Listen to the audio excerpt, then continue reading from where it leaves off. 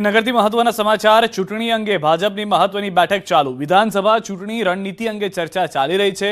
અમિત શાહે કમલમમાં યોજી છે બેઠક। સતત બીજા દિવસે ભાજપની મહત્વની બેઠક ગઈકાલે દિલ્હીમાં યોજી હતી ચૂંટણીલક્ષી બેઠક।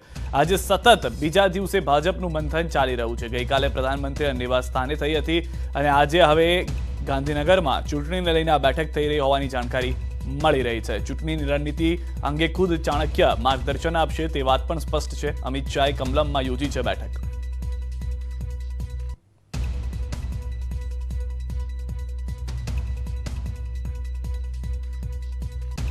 તો આજે સાંજે અંદાજિત 7 વાગે ગૃહમંત્રી અમિત શાહ પહોંચ્યા હતા કમલમ ખાતે। ત્યાં બેઠકોની શરૂઆત કરવામાં આવી છે અને હાલમાં પણ માર્ગદર્શન આપવામાં આવી રહ્યું છે।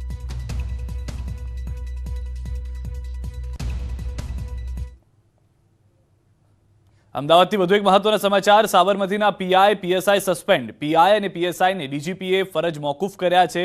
જુગારધામ ઝડપાયા બાદ મોટી કાર્યવાહી થઈ છે। સ્ટેટ મોનિટરિંગ સેલે પાડ્યા હતા દરોડામાં ખુદ પોલીસ જુગારધામમાં ઝડપાઈ હતી।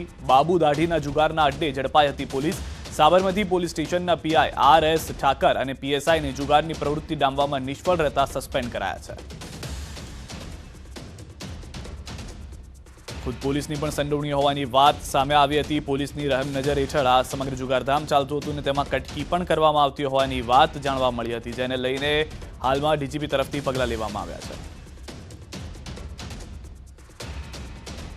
આ તરફ જામનગરના ડેપ્યુટી મેયરનું કોંગ્રેસ કોર્પોરેટરે કર્યું છે સન્માન। ભૂગર્ભ ગટરના કામને વાચા આપતા સન્માન થયું છે। તપન પરમારનું નિલેશ કગથરાએ કર્યું છે સન્માન। હાલમાં જાણકારી મળી રહી છે તે પ્રમાણે જામનગરના ડેપ્યુટી મેયરનું કોંગ્રેસ કોર્પોરેટરે સન્માન કર્યું છે। તેઓને શાલ ઓઢાડી અને સન્માન કરવામાં આવ્યું। ભૂગર્ભ ગટરના કામને વાચા આપતા સન્માન થતું હોવાની જાણકારી છે। તપન પરમારનું નિલેશ કગથરાએ સન્માન કર્યું છે।